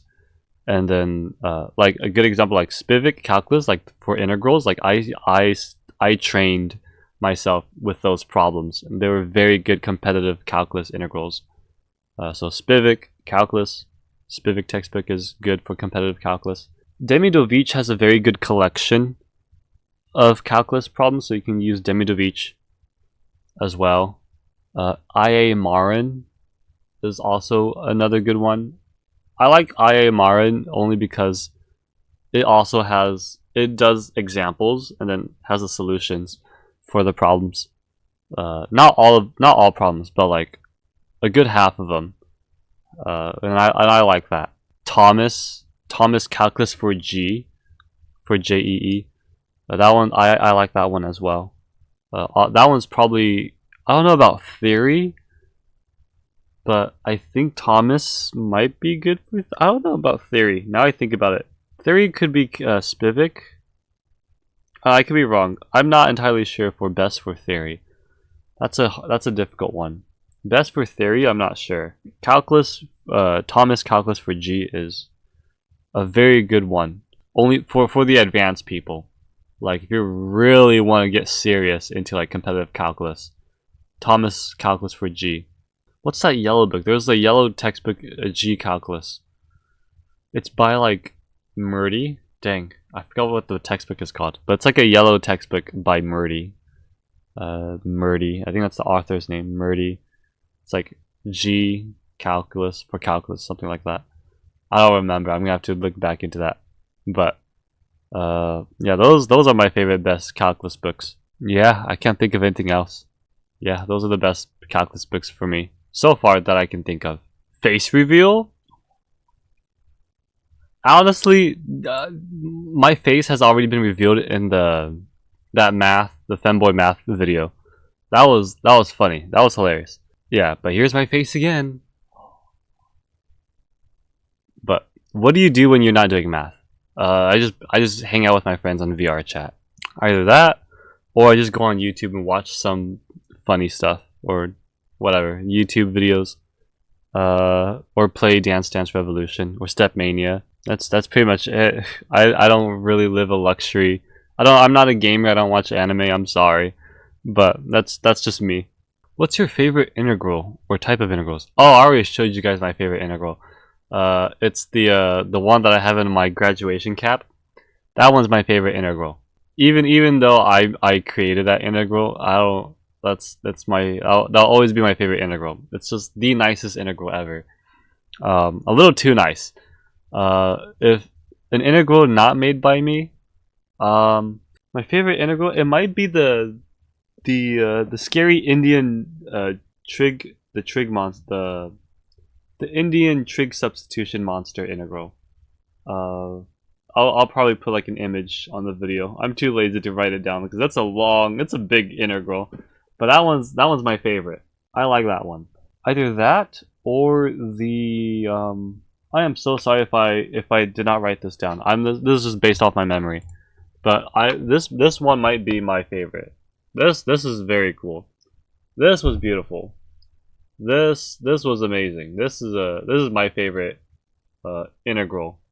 One of my favorite integrals so far that I can think of. That one's probably my favorite this one's my favorite integral out of all the MIT problems. Oh, actually no. I do know a favorite integral. This is my favorite integral. The classic Norwegian substitution. This will forever be my favorite integral here. I'm sorry for the glare.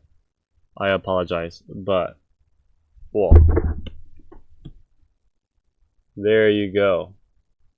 That's my favorite integral. The Norwegian substitution. That one's my favorite. That one will always be my favorite. Now I think about it, that one's my favorite integral. Because it looks so terrifying. Like, it looks impossible. It looks non-elementary to a lot of, even to calculus teachers. But once you see the solution, you can't unsee it. It's like, oh, it's just an easy u-substitution. That's how, like, crazy it is.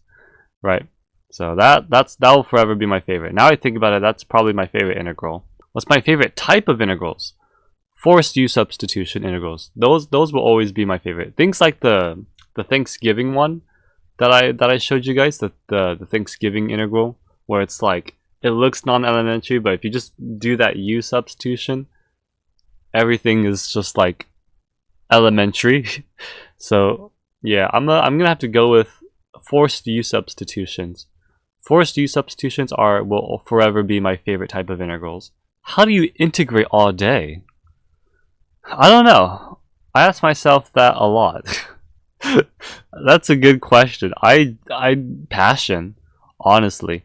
It's more of like an addiction now I think about it. Like it's just very fun to integrate all day, or like to come up. It's more fun when you're coming up with integrals. Some people find it more fun to just solve them. I find it more fun to just come up with it. Come up with an integral, or a very sneaky integral problem. That's why. I think that's more of the reason why I integrate all day. What's your favorite color? Sky blue. Yeah, I'm sorry. It's not silver. That silver is not my favorite color. That's just the name. but sky blue or cyan. Favorite hobby? Dance Dance Revolution or Step Mania. Favorite food? Bacon? Probably crispy bacon. I know that sounds very lame. I don't really have a favorite food. I'm actually a extreme picky eater. I'm extremely a picky eater. Like, I do not like steak. I don't like. Wait, don't unsubscribe. But hear me out. This is just me, right? I am an extremely picky eater. Like, I don't even eat. The only vegetable I eat is a potato. That's like the only vegetable I eat. Like, or maybe a little bit of garlic. Dang, favorite food? I guess crispy bacon or pizza. Garlic fry. Oh, actually, now I think about it, probably garlic fries. Garlic fries might be my favorite food. Now I think about it, garlic. I might have to go with garlic fries. Oh, garlic fries sounds very good right now. Damn. Look what you make me. Look what you make me do. How dare you make me feel hungry? Favorite book? Ooh, Kite Runner. That's all. Okay, honestly, I hate books. I hate reading books. Like, I'm not a fan of reading. Like, when I read books, I knock out because I get so bored from the story. I'm just like, But the only book that I was actually that I genuinely like was Kite Runner. Now, I feel like it was more of like, because all American students are required to read Kite Runner, so it was more of like I was kind of motivated to read it rather than like, oh, I'm just gonna read it because, you know, it looks interesting. No, it's because I had to read it. But out of all books I've read, Kite Runner was probably the best book I've ever read, story wise. Right, I was really into the story. All the other books, the story was just kind of like boring. But out of all the books, Kite Runner was the most intriguing story that I was really into. Like, I genuinely love the story of Kite Runner. I know that sounds boring, but even though it was more of like, I need to read this rather than like, oh, this looks interesting, I'm just gonna pick it out because, I like it. No, it was more of like I was forced to read this because English class. But out of all the books, though, I am glad that I read that book, though, because it was a very great story. It was a very good story. So Kite Runner, definitely read Kite Runner. Or if you hate reading, there's a movie. The movie actually depicts the book very well. Actually, I think they have English subtitles for Kite Runner, so you should be able to watch it. Kite Runner is a very good. I love Kite Runner. That was a very good book, a very good story. All the other books I've read is so boring. I am not a literature type of guy, but Kite Runner really did actually intrigue me. I really like the story of Kite Runner. Favorite gun? I actually don't have a gun. I don't have a favorite gun. I know nothing about guns. I don't play Call of Duty. I'm sorry. I know nothing about guns.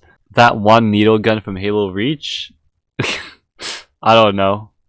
An alien gun? What, an alien gun? Oh, ray gun! Oh my god, a ray gun. That's what it's called. Yeah, that's how you know I don't know my guns. Yeah, I'm sorry. I don't have a favorite gun. I know nothing about guns. I know nothing about airsoft or anything like that. I'm sorry. Take ray gun as my answer. Favorite game? Dance Dance Revolution, obviously. Of course. What's your favorite band? That's a hard. I don't listen to bands, or like I don't listen to like rock ish. But if I had to choose, if I had to choose, like if I was forced to like listen to rock, either Blink 182 or Blink 182 and Scratch 21 they're both very similarly good. That might be the only band I can think of, because I don't listen to rock, or I don't listen to any of that. I only listen to like advanced, intense rhythm game music. If I was forced to listen to a rock band, I'd say Blink 182. What do you do for a living? I am currently in grad school, so I mainly just kind of work on that. This is mainly college stuff. Lecture notes, math, problem writing. Besides working on college stuff, problem writing, helping problem right for math tournaments, hang out with my friends on Discord or on VR chat. Pretty much it. The rest is just watching YouTube videos. That's it. My lifestyle isn't too much special other than math. Opinions on algebra people depends. If you're talking about algebra people like algebra Olympiads, then hell yeah, that's where I'm at. I'm one of those algebra people. Let's go. Yes, algebra Olympiads for the win. But if you're talking about like algebraists, disgusting. You know, I'm sorry. No offense. I like my abstract algebra teacher. I honestly like my I genuinely like my abstract algebra teacher. But algebraists, disgusting. I'm sorry, but you are literally the other. You are like my arch nemesis. I am a calculus person. You are like an algebraist. We cannot. It's like a territory, you know. Like you either on linear algebra side or calculus side. There is no both. Okay, there are people who are both. Those disgust me even more, right? Like I think there was like a book like mixing calculus and matrices. Like that was nasty. You could literally compute the limit of a matrix. That was nasty. I cannot believe. I don't ever want to see that again. Don't ever mix calculus and linear algebra. How dare you? Okay, that was an abomination. A good book though. You should look at. You should take a look at it. It's actually an interesting book. But it is an abomination. Yeah, I'm sorry. We don't cross that line here. I'm on the calculus gang. You can go on the algebraist people where you do your abstract algebra, linear algebra on that side. Don't go near me. You do your abstract stuff here. I do my calculus stuff and real analysis here. Okay, we are not the same. Okay, the algebraist people, I'm sorry, but you're a little too abstract for me. Okay, do you like geoalg? No. Yes, but in terms of Olympiad, no. Geoalg, I mean, it's nice. I only like geoalg because of algebra. For those who don't know a math Olympiad terms, geoalg is just like geometry algebra. Pretty much like solve for this angle or like compute, you know, whatever, blah blah blah. And you just kind of solve geometry problems in terms of algebra.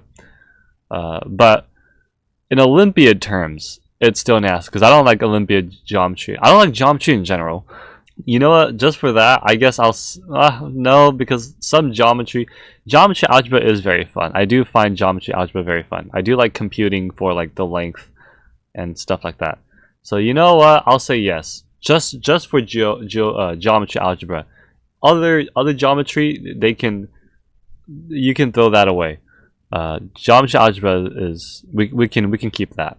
Integrate from 0 to 2 pi of ln of 1 plus cosine of x. Oh, why would you add another variable? Cosine of nx? This looks nasty already. Oh god. So that ln is distracting.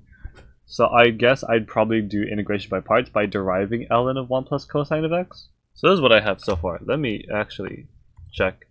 Yeah, this is what I have so far. I don't know if I want to do this. This looks disgusting. Sine of x times sine of nx. Do I want to use trig identities on that? Ooh, look at this. And then 1 minus cosine of x. Okay, so this looks promising. Here, right? This looks promising. We could possibly complexify. Yeah, we could possibly complexify it. Yeah, that sounds nice. Okay, we're getting somewhere now. Let's just assume n is a positive integer. So, well, that's nasty. Why would you throw this at me? Yeah, I don't know how you would generalize this. I can't think of a way. I don't think complexifying works because n's a real number. You can only use complexifying if n's a positive integer. But yeah, I'm sorry. I don't know how to do that. That's a difficult problem. You adding in the nx was very evil. was very, very evil. Why did you name your channel Silver? It's just simple. It's just Silver, right? I don't want to name it like, oh, integration B. So like, I don't want to wrap like, I want to keep it simple, like just Silver, just in case if I want to make a video that's not related to integration B, or videos that's not related to integrals, then I could, you know, add that in. So that's why I just name it as Silver, just to keep it simple. And it's my nickname. Integrate from 0 to pi over 4. Oh god. 1 minus as soon as I saw 1 minus cosine of 2x, I'm scared for my life. Wait, cosine... Wait, 1 minus cosine to the power of 2025? Or is it 1 minus cosine 2020? Okay, I don't know. I'm gonna assume what you write was not a typo, but I'm assuming this is what you wanted me to say. I cannot see. I'll go like this. Oh my god, it's like I can't. Oh, the glare is so bad. There you go. So I don't know if that's if I wrote this incorrectly, but this is how you typed it in. Oh god. I'm gonna cheat. I'm gonna go like this. So let u equal 2x, but the cotangent is now cotangent of like u over 2, which is like 1 over tangent. But like tangent here, I lied, that doesn't do anything. Dang. That's nasty. That's that's nasty. Alright, we're gonna retreat. Don't do what I just did. No, because that 2x is really killing me. Yeah. No thank you. I don't know how to solve this. I'm sorry. Yeah, I don't know how to go about this. If it was 1 minus cosine 2x, all of that to the power of 2025, that would be nice. But I'm gonna assume your integral is not a typo. So yeah, I don't know how to approach that, but definitely share me what the trick is, because that looks nasty as hell. Oh god, that 2x is evil as what? That 2x is even more evil than that 2025. Sushi or ramen? Ramen. Ramen noodles. 100% ramen. I actually do not like sushi. I'm sorry. I actually don't like sushi. I don't like fish. I don't like wasabi or avocados. Or seaweed, like I'm sorry, I don't like sushi. Sushi, I'm not a fan of sushi. Sushi is I just don't like the taste of sushi. I'm sorry. Indefinite integral of sine of x. You can't. that's non-elementary. That's not integrable. You cannot. I'm sorry. As much as you want to see the indefinite integral of that, that's not elementary. Let's see, if you want to do it in terms of special functions, let cosine, multiply cosine top and bottom. So you get sine of u over square root of 1 minus u squared. Sine of u over square root of 1 minus u squared. What would that be? I don't know if there's a, I don't think there's a special function for that. I'm sorry. Yeah. But if you were to put it in like from 0 to pi over 2, so that's like what? From 0 to 1, sine of u over square root of 1 minus u squared. That looks like a Catalan's constant, but I could be wrong. But, well actually now I'm curious. Let me check. But yeah, there's no, I'm sorry. Indefinite, there is no answer. It's not integrable. I was wrong. It is not Catalan's constant. It's the Struve. The Struve function. The Struve function. That's crazy. Yeah, so if I go like this, I rewrite it, sine of x over the square root of 1 minus x squared dx. Yes, I think it's just the Struve function. I don't know anything about the Struve function, but that's what Wolfram Alpha gave me. Yeah, that's also another. Yeah, it's a Bessel function. It's a type of Bessel function. That's crazy. Okay. But yeah, there you go. Yeah, I'm sorry. There is no. I'm sorry to break it up to you, but there is no indefinite answer. What's the intuition behind performing u-substitutions in integrals? The intuition behind performing u-substitution integrals, it's more of like, the intuition is kind of knowing, recognizing. It's more of like, can you recognize this derivative? Because if you don't recognize the derivative, you're not going to be able to see the u-substitution. So there's there's a difference. There's like the basic u-sub integrals, and then there's like the advanced u-sub integrals where you do like force u-sub or sneaky stuff. So that's like integration B level stuff. For beginners, like if you're struggling to learn u-substitution in the basic u-sub, the intuition behind that is recognizing derivatives. That's literally it. It's just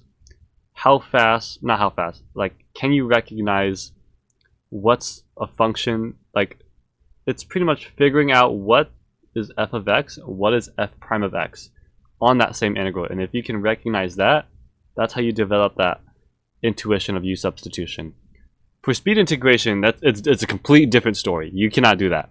It's a lot more advanced. For u-substitution in a speed integration perspective, it's more of like experimentation. There's nothing intuitive in u-substitution in an integration B environment. No, it's more of like, because it's like very sneaky, like the whole point of integration B problems is for you to not figure it out. So for u-sub in that level, there is no intuition. It's more of like experiment on derivatives, what works, what doesn't work. Okay, but for beginners though, like if you're learning basic u-substitution, recognize finding out what is f of x, what is f prime of x on that same integral. That should be the intuition behind that basic u-substitution. How did you lose to the... Okay, hey. First of all, they were competitive programmers, okay?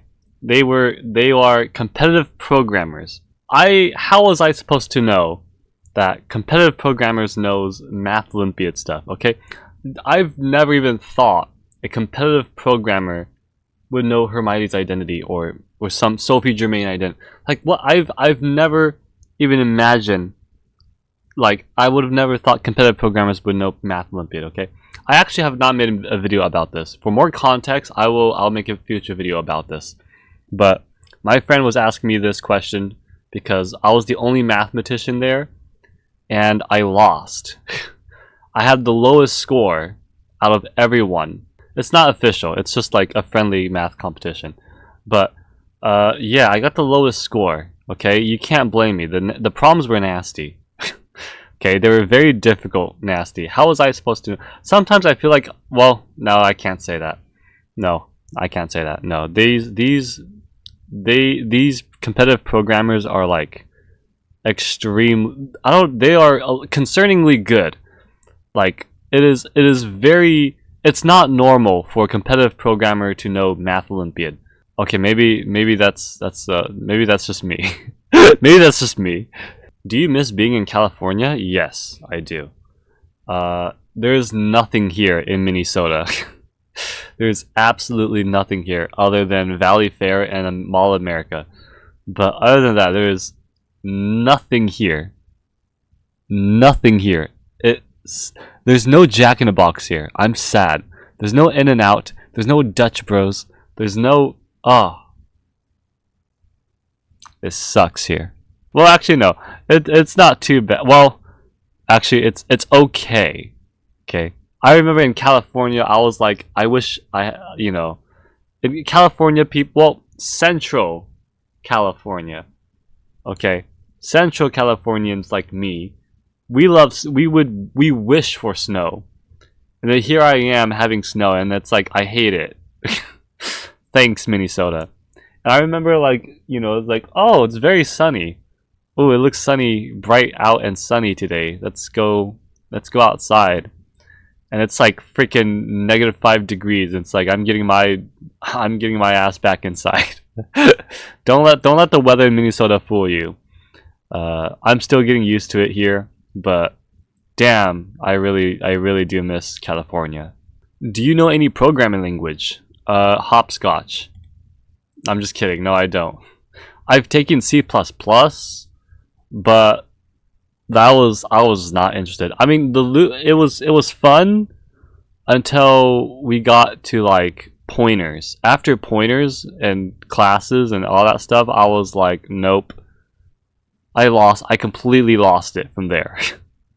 Okay, I completely lost it from there. I only went up from like introductory to like if else and loops, and then after that I just completely lost. I'm like, no. I completely forgot everything. So, do I know any programming language? No, I do not. Not even C++. I don't remember that. Okay, that was nasty. I wish they teach Python. Y'all need to start teaching Python as introductory class. Don't. I swear to God, I don't care. C++ is like the most popular, the most useful. This is an introductory class. Please stick to Python. Hopscotch is not even a language. It's more of like a drag and click type of one of those computer science coding games, but I don't think that counts. Yeah, unfortunately, I do not know any programming language. I know nothing about computers. Have you applied to any big schools? And why Fresno State? Have I applied to any big schools? Yes, I have, and I got rejected by all of them.